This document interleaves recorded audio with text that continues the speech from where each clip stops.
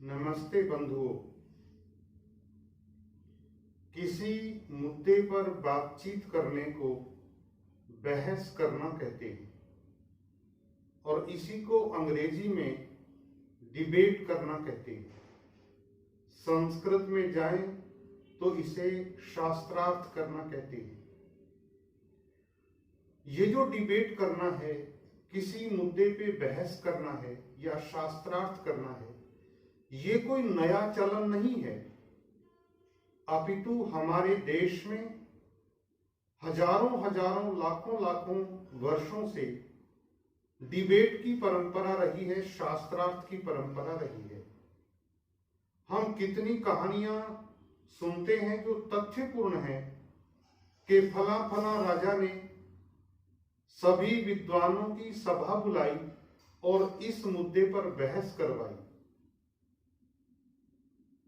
और अभी 60, 70, 80 साल पहले तक ये जो शास्त्रार्थ की परंपरा थी, इतने मजबूत रूप में थी कि प्रशासन, राजा लोग इसका आयोजन करते थे, अंग्रेज लोग इसका आयोजन करते थे और इसमें सभी धर्मों के लोग आकर के अपनी बात को कहते थे। इसमें मजेदार बात यह थी कि सभी इस बात पे एक मत थे कि वेद में लिखी हुई बात प्रमाणिक है।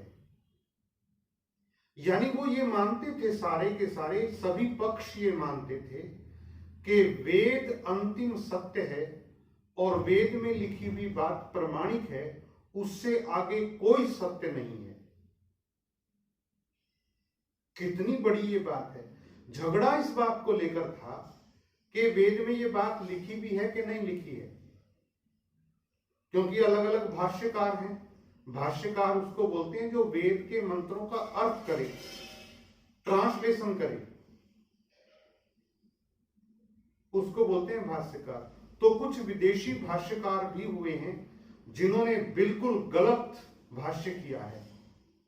कुछ वैसे नकली थे जिनको करना नहीं आया, नो सीखिए थे। तो महर्षि दयानंद का जो है वो प्रमाणिक माना जाता है। सभी विद्वान लोग जो धर्मात्मा लोग हैं वो मानते हैं, उनकी कोई सुने ना सुने, लेकिन वो मानते हैं कि शुद्ध रूप से व्याकरणिक प्रमाणिक जो भाष्य है वो महर्षि दयानंद कृत है। ये एक अलग विषय है, लेकिन शास्त्रार्थ की परंपरा थी। और अभी 70-80 साल पहले तक स्वामी श्रद्धानंद और आर्य समाज के दूसरे विद्वान थे। तो 18 गांव इस बात के ऊपर कि जो भी शास्त्रार्थ में विजयी होगा, जो डिबेट को जीत जाएगा, तो हम 18 गांव वैदिक मत में प्रवेश कर लेंगे। और किया उन्होंने। 50-50 गांव उत्तर प्रदेश के, राजस्थान के। और तभी कहते हैं कि स्वामी श्रद्धानंद अगर थोड़े दिन और रुक जाते तो पासा पलट जाना था।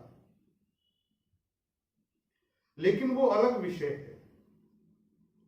मुद्दा ये है कि शास्त्रार्थ की परंपरा पुरानी है। जब इन लोगों को लगा कि आर्य समाज के लड़के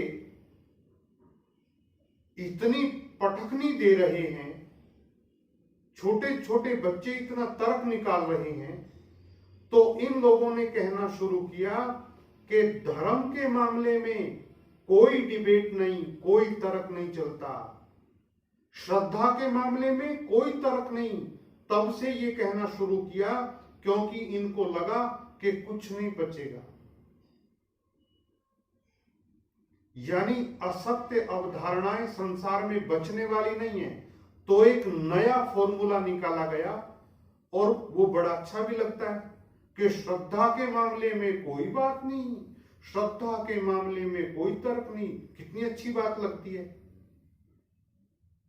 कंफर्टेबल बात लगती है कि झगड़ा नहीं। और उसी का परिणाम है कि संसार में, देश में इतनी सारी बीमारियां पैदा हो गई हैं, इतनी सारी मानसिक बीमारियां, इतनी वैचारिक बीमारियां पैदा हो गई हैं डिबेट न करने के कारण, धर्म के मामले में, सत्य के मामले में, आध्यात्म के मामले में डिबेट न करने के कारण, ये कहने के कारण कि धर्म के मामले में बहस नहीं हो सकती, उसके कारण इतना घोर नरक पैदा हो गया है। तो हमको ये बात समझनी है, इस बात के आधार पे निर्णय करने हैं, हमको प्रमाण इकट्ठे करने हैं और हमको मनुष्य जाति में सत्य को जीवित रखना है। तो शास्त्रार्थ की परंपरा को पुनर्जीवित करना पड़ेगा, तभी जाकर के हम सत्य को उद्घाटित कर पाएंगे और वेद के विचार को सबके सामने प्रस्तुत कर पाएंगे। धन्यवाद।